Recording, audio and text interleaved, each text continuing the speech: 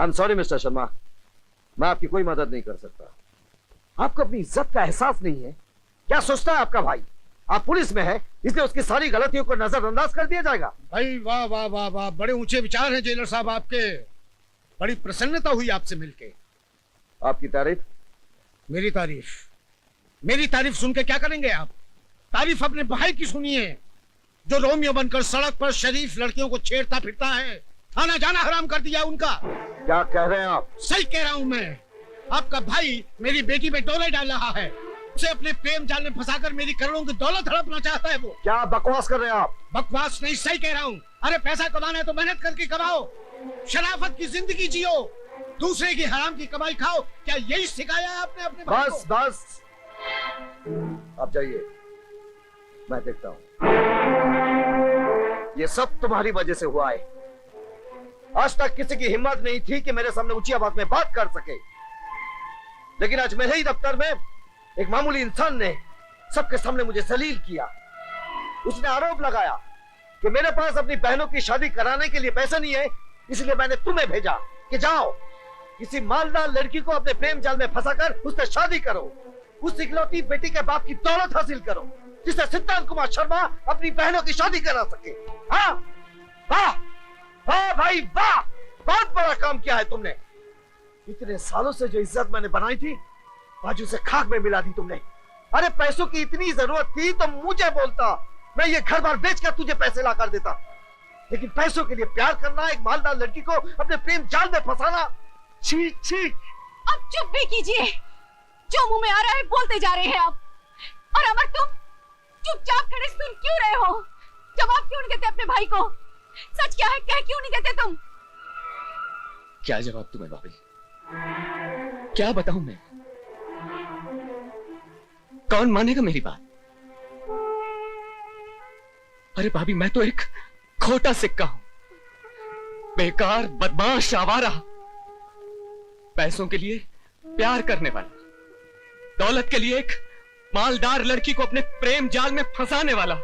अरे भाभी, कौन करेगा मेरी बात पर विश्वास? अरे इनके लिए तो वही सच है जो उस लड़की के बाप ने इनसे कह दिया।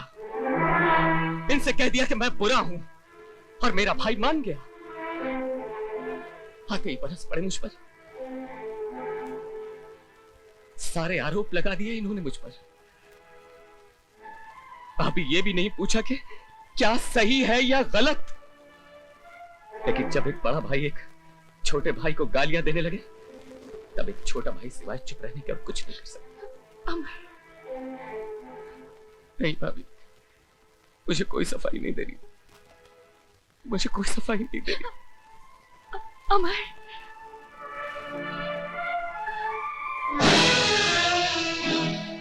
तुम अमर के बारे में हमेशा ऐसा क्यों सोचते हो? तुम सच जानना चाहते हो तो सुनो, अमर ने किसी लड़की को नहीं फंसाया है। मोहब्बत की पहली पहल उस लड़की ने की थी। अब दोनों एक दूसरे से प्यार करते हैं और शादी करना चाहते हैं। अब जाकर उस सेठ से कह देना, हम थूकते हैं उसकी दौलत पर, हमें उसकी एक कौड़ी भी नहीं चाहिए। घर में इतना सब कुछ हो जाता है और मुझे कोई कुछ नहीं बताता। आखिर वो मेरा भाई है, कोई पराया तो नहीं।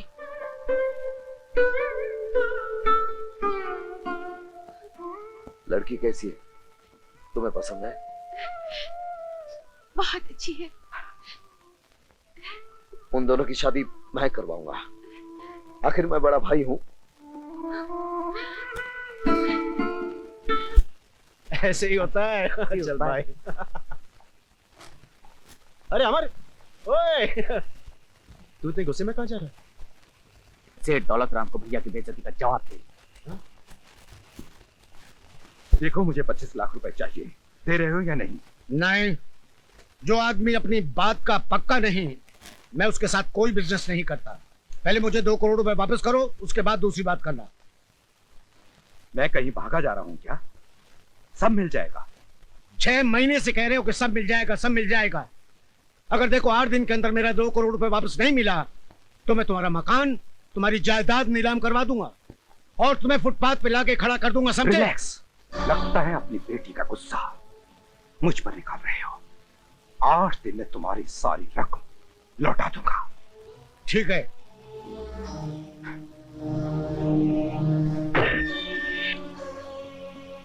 अरे अरे कौन हो आप लोग? कहाँ उतरे आप लोग?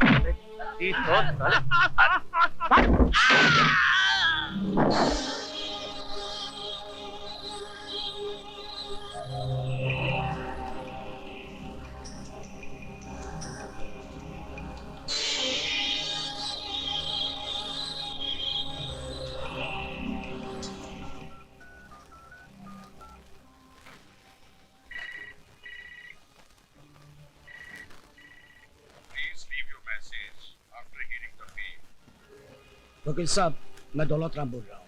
घर पे आते प्लीज मुझे कांटेक्ट कीजिएगा। अरे अरे, ये क्या कर रहे हो? क्या कहा था तुमने मेरे भाई से? उन्होंने मुझे तुम्हारी मालदार बेटी को अपने प्रेम जाल में फंसाने के लिए भेजा है, ताकि मैं तुम्हारी ये दौलत हड़प कर सकूं। अरे थूकता हूं मैं तुम्हारी इस दौलत पर। तो जाओ, बाहर जाके थूको। यहाँ क्या करने आए हो? ये पूछने आया हूं कि तुम्हारी हिम्मत कैसे हुई मेरे भाई का अपमान करने की। अपमान किया तो क्या हुआ? क्या कर लेगा तू? अपने भाई का अपमान करने वाले का मैं खून तक कर सकता हूँ। चाकू दिखा रहा है मुझे? धमकी दे रहा है तू? धमकी नहीं, चेतावनी दे रहा हूँ दौलत राम। कल सूरज डूबने से पहले अगर तूने मेरे भाई से माफी नहीं मांगी तो समझ लेना तेरी जिंदगी का सूरज हमेशा के लिए डूब गया।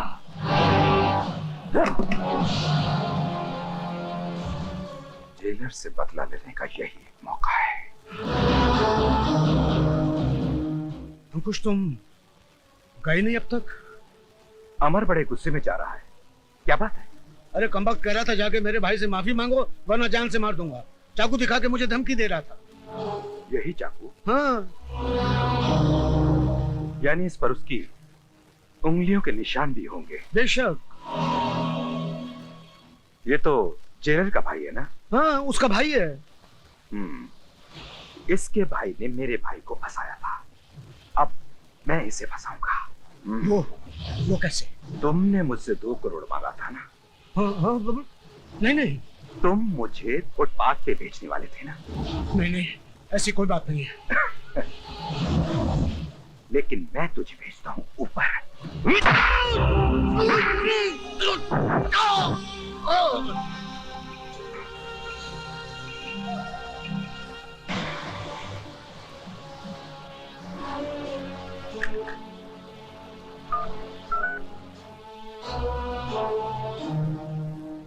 पुलिस स्टेशन, अंकुश राज बोल रहा हूं। यहां दौलत राम का खून हो गया है, फौरन आ जाओ।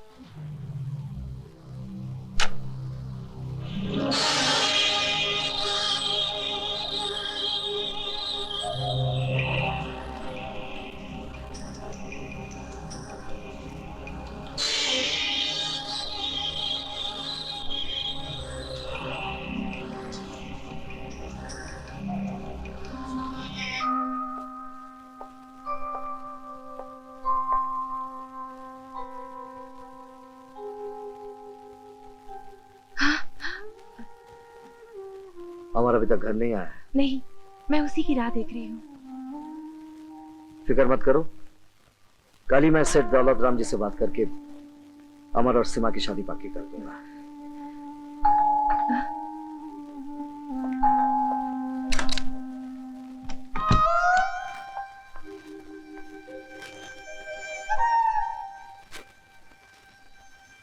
सुनो,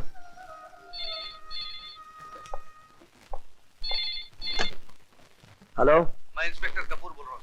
हाँ बोलिए। अमर शर्मा घर पे है? जी है, क्यों? सेठ दौलत राम का कत्ल हो गया। क्या? उनकी लाश के पास जो सबूत मिले हैं वो अमर को खूनी करार देते हैं। हमारे पास उसकी गिरफ्तारी का वारंट भी है। We are coming to arrest him. Yeah, you can come. किसका फोन था?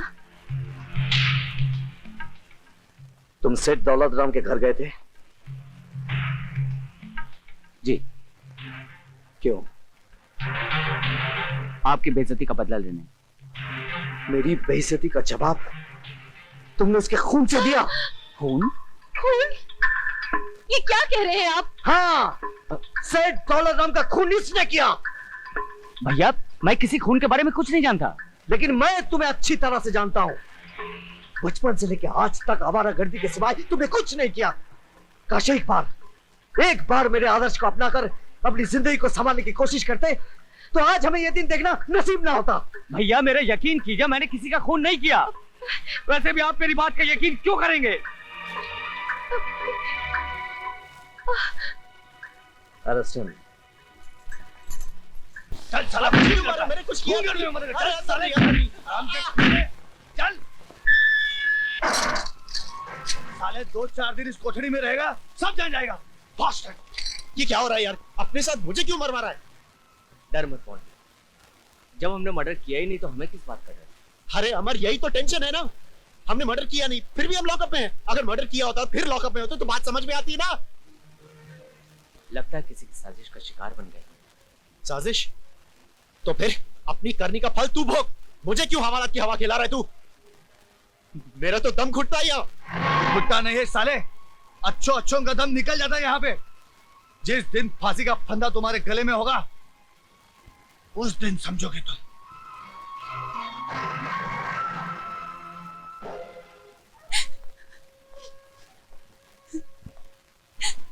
आखिर कब तक आंसू बहाती रहोगी? रोने से तुम्हारे डैडी तो तुम्हें वापस मिलने जाएंगे। अमर डैडी का खून क्यों करेगा? दौलत की हवस। हाँ, दौलत की हवस में आकर अमर ने तुम्हारे डैडी का खून कर दिया। बस, अमर ने तुमसे प्यार नहीं किया, तुम्हारी दौलत से प्यार किया है, तुम्हारी बाप की दौलत से। डोंट वरी प्रिया, मैं अमर को छोड़ूंगा नहीं। मैं तुम्हारे साथ हूं। हाँ प्रिया।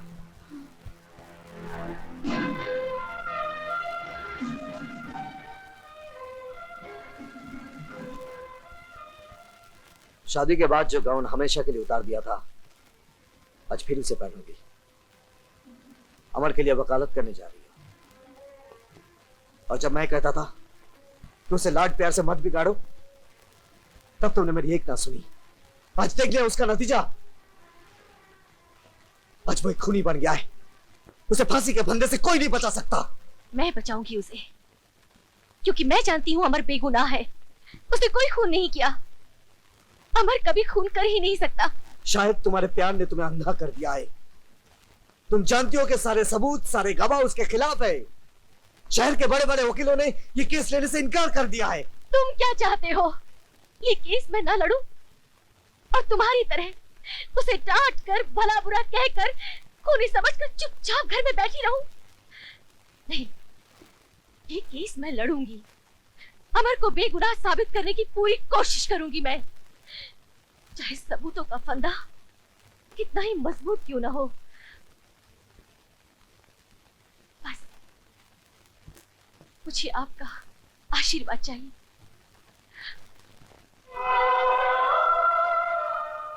मेरा आशीर्वाद तो सदा तुम्हारे साथ है, पर क्या ये मेरे भाई को बचा सकेगा? योर ऑनर, सेठ दौलत राम के चौकीदार बहादुर सिंह ने अभी अभी बयान दिया कि वारदात की रात मुलजिम अमर कुमार बहुत ही गुस्से में अंदर जा रहा था और उसने ये भी सुना था कि मुलजिम अमर कुमार सेठ दौलत राम को जान से मार देने की धमकी दे रहा था। जिस छुरे से उनका खून हुआ, मुलजिम अमर कुमार की उंगलियों के निशान इस बात को साबित करते हैं कि सेठ दौलत राम का खून मुलजिम अमर कुमार ने ही किया। That's all, Your Honor. Mrs Sheela Sharma, आपको इस चौकीदार से कुछ पूछना है? Yes my lord. तुम सेठ दौलत राम के यहाँ कितने साल से हो? 3 साल से मैडम। क्या काम करते हो? चौकीदारी। सेठ जी का खून कहाँ हुआ था? उनके कमरे में। उनका कमरा गेट से कितनी दूरी पर है? सामने एक बड़ा गार्डन है, फासला 100 गज का होगा। अच्छा, जब अमर वहाँ आया था तो तुम क्या गेट पर थे? जी हाँ। और तुमने अमर को अंदर जाने दिया? जी नहीं, मैंने उन्हें रोकने की कोशिश की। वो बहुत गुस्से में थे, मुझे जोर से धक्का दिया और मैं जाके गेट से टकराया। उसके बाद मैं बेहोश हो गया और मुझे पता नहीं उसके बाद क्या हुआ। फिर तुम्हें पता कब लगा कि सेठ जी का खून हो गया है? जब मैं होश में आया तो वहाँ पुलिस मौजूद थी। यानी जब सेठ जी का खून हुआ तुम बेहोश थे? जी। दैट्स ऑल, तुम जा सकते हो। धन्यवाद। योर ऑनर, ये पॉइंट नोट किया जाए। अब मैं सब इंस्पेक्टर रविंद्र कपूर से कुछ पूछना चाहूंगी। Yes, granted.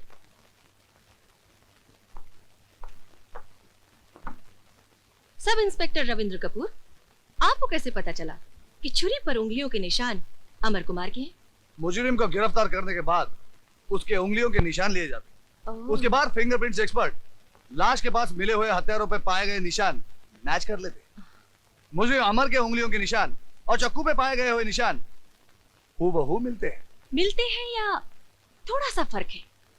जी नहीं, दोनों निशान एक ही शख्स के हैं। ओके। इसमें क्या है जरा देखिए।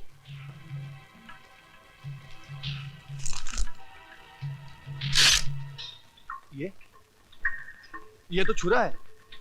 अब इस छुरे पर आपकी उंगलियों के निशान पड़ गए हैं। जी।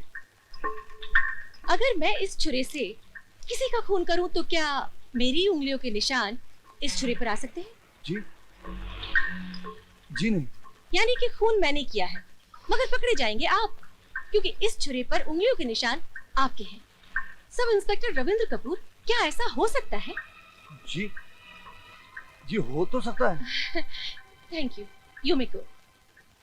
योर ऑनर, हर खून के पीछे कोई ना कोई मकसद जरूर होता है, लेकिन अमर कुमार के लिए ये खून करने का कोई मकसद नहीं था। इसमें कोई शक नहीं कि अमर कुमार वहां गया था, गुस्से में था, हाथ में छुरा था। और ये भी सच है कि अमर ने सेठ जी को धमकाया कि आइंदा वो उसके भाई का अपमान ना करे। सरकारी वकील साहब भी ये मानते हैं कि अमर ने सेठ जी को धमकाया। अगर खून करना ही था तो अमर धमकाता ही क्यों? और इसके अलावा सरकारी वकील साहब ने ऐसा एक भी गवाह पेश नहीं किया जिसने अमर कुमार को खून करते देखा हो। इन तमाम बातों से ये साफ जाहिर होता है मिलॉर्ड कि अमर कुमार बेगुनाह है। उस पर लगाए गए तमाम इल्जाम बेबुनियाद हैं और किसी ने उसे फंसाने की कोशिश की है। That's all milord. Your honour, वकील सफाई का कहना है कि मैंने अभी तक कोई ऐसा गवाह पेश नहीं किया जिसने अमर को खून करते हुए देखा हो, लेकिन एक गवाह मौजूद है योर ऑनर, वो है मोंटी भल्ला। मैं उससे सवाल करना चाहता हूँ। Yes, granted.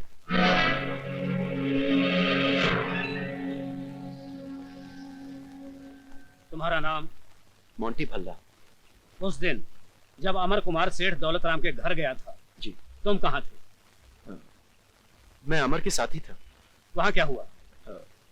वहां अमर ने सेठ जी से कहा कि सेठ जी की बेटी प्रिया उसे प्यार करती है और उससे शादी करना चाहती है। फिर सेठ जी तो शादी के लिए राजी हो गए, लेकिन अमर प्रिया से शादी करने के लिए 20 लाख रुपए मांगने लगा। इसीलिए तो अमर ने प्रिया को अपने प्रेम जाल में फंसाया था। फिर सेठ जी ने साफ इनकार कर दिया। अमर को गुस्सा आ गया, उसने अपने हाथ में वो छुरा उठा लिया और सेठ जी को धमकाने लगा कि अगर उससे पैसे नहीं मिले तो वो सेठ जी का खून कर देगा। नहीं योर, ये सब झूठ है। ये झूठ बोल रहा है, ये झूठा है। Order, order. उसके बाद क्या हुआ? उसके बाद सेठ जी और अमर के बीच में तू मैं शुरू।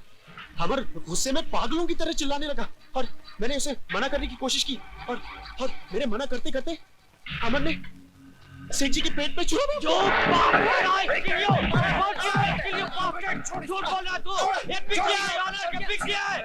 Order, order. कौन की हरामजादे में तेरा खून पी जाऊंगा। I kill you bastard! I kill you! Court is adjourned.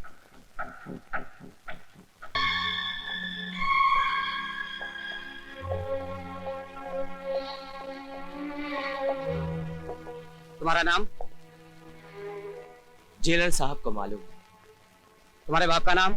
ये भी जेलर साहब को मालूम है। जेलर साहब को यह भी मालूम है कि तुम्हारा गुस्सा तुम्हारी नाक पर रखा रहता है, जिसकी वजह से आज तुम एक खूनी बनकर यहाँ खड़े हो। मैंने कोई खून नहीं किया जेलर साहब। मैं तो उससे सिर्फ यही पूछने गया था कि तुमने मेरे भाई का अपमान क्यों किया। हाँ, तुम्हें मेरी मान अपमान की बड़ी चिंता है ना। इतने सालों में बनाई हुई इज्जत एक मिनट में मिटा दी।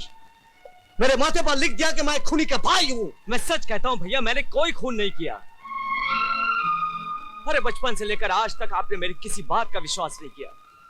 जब एक बड़ा भाई एक छोटे भाई पर विश्वास न करे तो ये जनता की अदालत क्या विश्वास करेगी? तुम्हारे इस लेक्चर से कुछ नहीं होने वाला। सारे गवाह, सारे सबूत तुम्हारे खिलाफ है। अब सिर्फ भगवान ही तुम्हें बचा सकता है। ले जाओ इसे।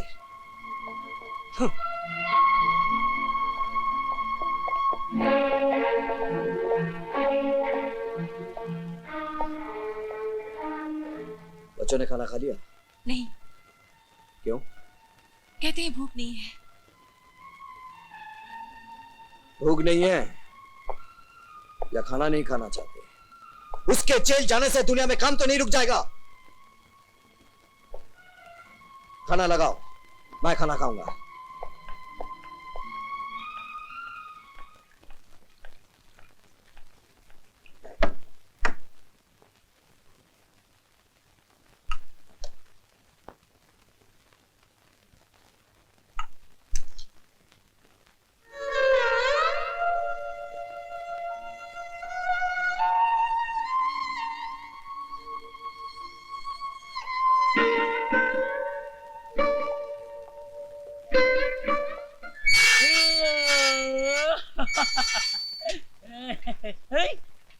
अरे मैन, मैं सपना तो नहीं देख रहा हूँ।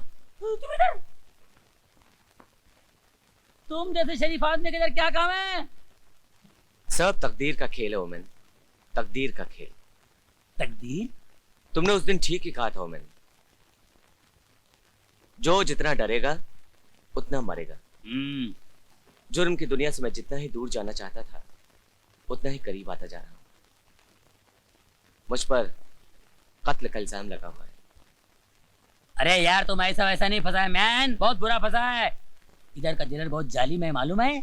जानता हूं, अच्छी तरह से जानता हूं उसे। वो मेरा बड़ा भाई है।